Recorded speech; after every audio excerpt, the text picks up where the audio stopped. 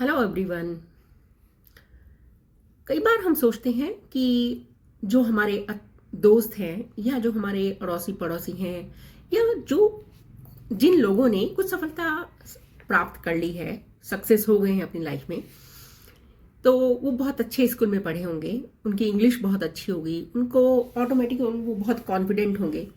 पर क्या कभी आपने सोचा है कि कॉन्फिडेंस क्या दुकान पर मिलता है, जो कोई भी जाए खरीद लिया और पी लिया खा लिया और आप कॉन्फिडेंट हो गए?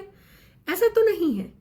और इंग्लिश लैंग्वेज यानी इंग्लिश में बात करना, क्या वो भी ऐसा है कि आप इंग्लिश मिक्सी में आपने बुक घोली पी लिया और हो गए?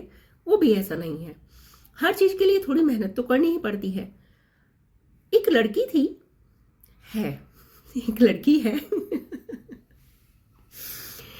एक लड़की जो एक छोटे शहर में रहती थी अपने ग्रैंड पेरेंट्स के साथ। एक पहले गवर्नमेंट स्कूल में भी पढ़ी, फिर स्टेट बोर्ड में पढ़ी। उसकी इंग्लिश कुछ भी खास नहीं थी तब। बात कैसे करते हैं नहीं आता था। ग्रैंड पेरेंट्स के साथ रहती थी ज़्यादातर, क्योंकि फादर अपनी जॉब के लिए बाहर रहते थे।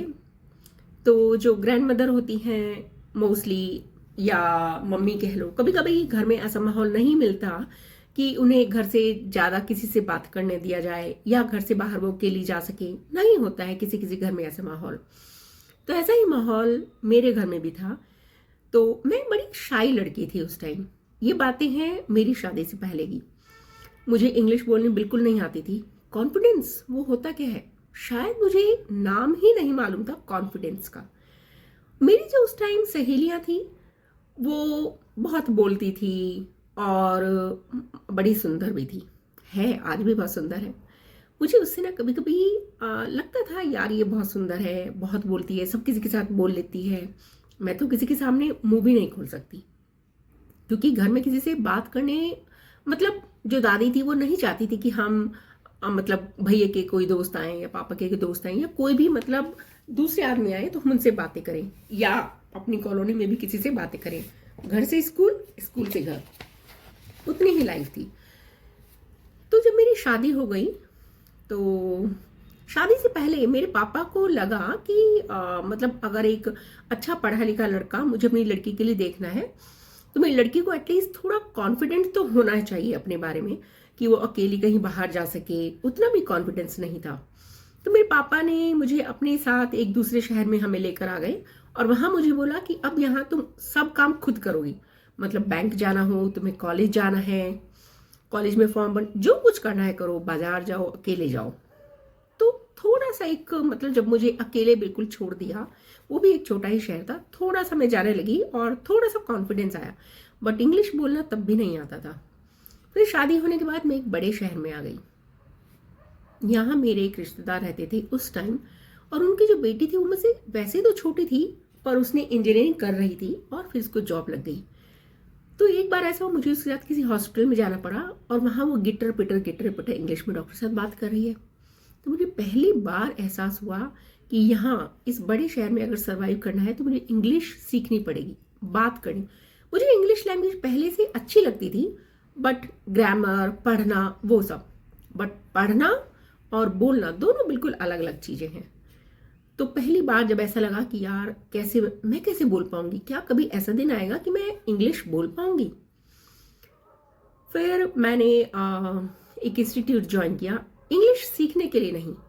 वहाँ मुझे थोड़ा सा कंप्यूटर आता था, तो वहाँ मैंने कंप्यूटर पढ़ाना शुरू किया, basic computer, word, excel, power point.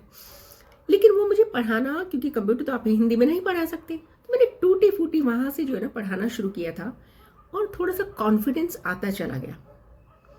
और आज जो मैं आपके सामने खड़ी हूँ ना, मैं as a soft skills trainer आज मैं कॉलेजेस में जाकर क्लासेस लेती हूँ। तो लेकिन वो जो कॉन्फिडेंस वहां से बिल्ड हुआ कि एक और बात इस बीच में, कि वो जो मेरी कजिन थी वो कार चलाती थी, उसे देखकर फिर ये लगा अगर ये कार चला सकती है तो मैं क्यों नहीं चला सकती, ये इंग्लिश बोल सकती है तो मैं क्यों नहीं बोल सकती। सेम दिमाग है, थोड़ा बहुत ऊपर नीचे होगा ना, उतना तो नहीं, ठीक है, बट ऐसा तो नहीं कि मैं डम हूं या मैं कुछ सीख नहीं सकती। जब मुझे हमेशा से एक बात मालूम है कि अगर सामने वाला कुछ काम कर सकता है तो वो काम मैं भी कर सकती हूँ। बस यही एक कॉन्फिडेंस था मेरे अंदर कि मैं कर सकती हूँ। तो बस फिर मैंने क्लासेस लेनी शुरू की और मैंने इंजीनियरिंग कॉलेज में जाकर भी spoken English, soft skills training कराई है। और आज मैं बिल्कुल गर्व से कहती हूँ, मुझे अपने ऊपर गर्व होता है कि मैं कार भी बहुत आराम से चला लेती हूँ। अब दुनिया का कोई ऐसा काम नहीं है जो मैं नहीं कर सकती। तो बस ये है मेरी कहानी। और मेरी कहानी मैं आपको इसलिए बता रही हूँ कि जब मैं कर सकती हूँ, जिसको कॉन्फिडेंस शब्द भी नहीं मालूम था, इंग्लिश बोलने का एबीसी भी नहीं मालूम था, जब मैं कर सकती हूँ तो आप लोग भी कर सकते हैं। तो जरूरत है सिर्फ अपने ऊपर भरोसा करने की, कि जब सब कुछ दूसरे लोग कर सकते हैं तो हम भी कर सकते हैं। सिर्फ हमें पता होना चाहिए कि कोई काम कैसे करना है। शायद थोड़े से तरीके नहीं मालूम हैं या थोड़ा सा कोई मोटिवेट करने वाला नहीं है कि ये काम तुम कर सकते हो, तो लेकिन अपने आप से कहो ये काम मैं कर सकता हूँ या कर सकती हूँ। जब सामने वाला कर सकता है तो मैं भी कर सकती हूँ।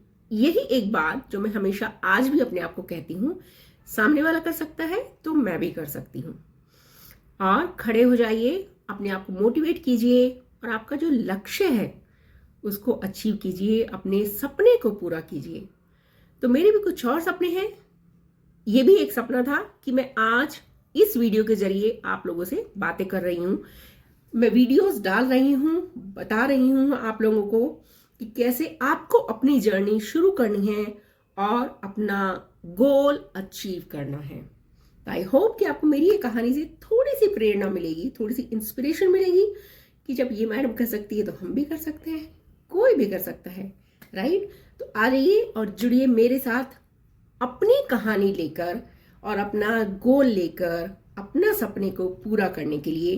तो चलिए साथ में बढ़ते हैं और मिलते हैं एक और वीडियो में। तब तक के लिए take care and bye bye.